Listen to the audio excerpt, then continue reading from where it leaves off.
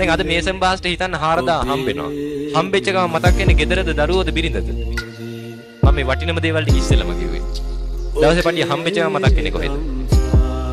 ඈ? කොහෙද මතක් වෙන්නේ? මන් දන්නේ මේ අම්මලා කියන්නේ හොඳද? කොහෙද මතක් වෙන්නේ? බාර් එක. හිතන්න දවසේ පඩිය හම්බෙච්ච ගමන් මේසන් බාස්ට මතක් වෙන්නේ බාර් එක නම් මම කියන්නේ හැම මේසන් බාස්ම මෙහෙම ගිහිල්ලා බොනවා නෙවෙයි හොඳද? මොකද බොන මිනිස්සුන්ට සමහරකට ඔය බොන මිනිස්සුන්ගේ තියෙන මහ ජරාගතියක් තමයි බොනවා කියන එක වැරදි කියලා කියපු ගමන් කියන මිනිහට බයින්න පටන් ගන්නවා. හරි.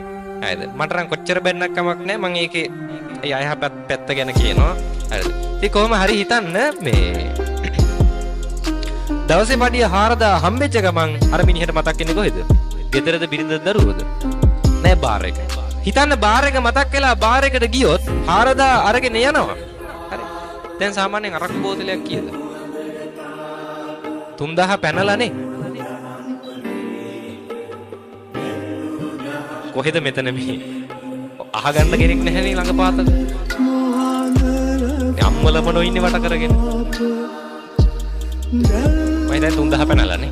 හරි. හිතන්න 4000 අරගෙන බාර් එකට ගිහිල්ලා හරියට ඕක පාවිච්චි කරන කෙනෙක් නම් සමහර විට ඔකේ 3000 3500ක්වත් ඉවර වෙන්න ඕන. ඒ සමහරට 4000වත් ඉතුරු වෙන්නේ නැහැ. අර අවශ්‍ය කලමනා සේරම ටික ගත්තාම ඉතුරුවක් වෙන්නේ නැහැ.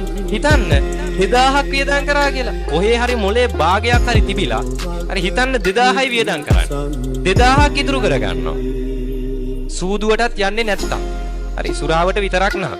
මෙහෙම වෙන්නේ නැහැ. සාමාන්‍ය 4000 හම්බුනා නම් ඉතුරු වුණොත් පුදුමයි. හොඳද? හිතන්න 2000ක් ඉතුරුනා කියලා. දැන් මාසේ පඩිය කියලා.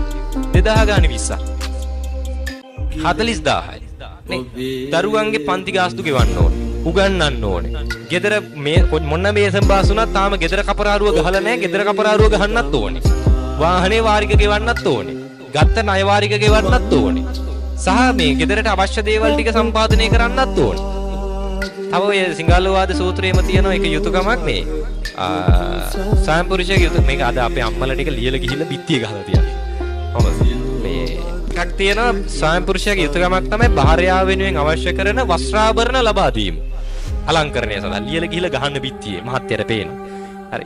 මම නෙවෙයි කියන්නේ සිංහලවාද සූත්‍රයේ තියෙන්නේ කියලා.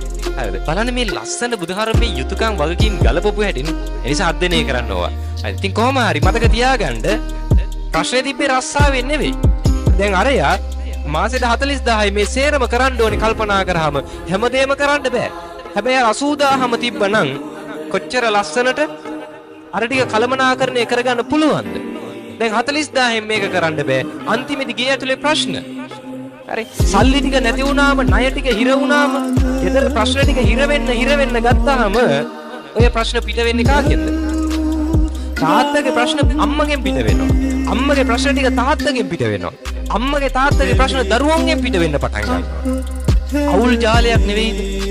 පැය 24ම බැනගත්ත ගම. පැය 24ම දොස් කියාගත්ත ගම. පැය 24ම ගේ ඇතුලේ අවුල් ජාලයක්. අම්මා නිදහසේ නෑ, තාත්තා නිදහසේ නෑ, දරුවෝ නිදහසේ නෑ. මොනවද මේ ජීවිත? අවුරුදු කාලයක් නේ ජීවිත කාලෙම විඳවනවනම්.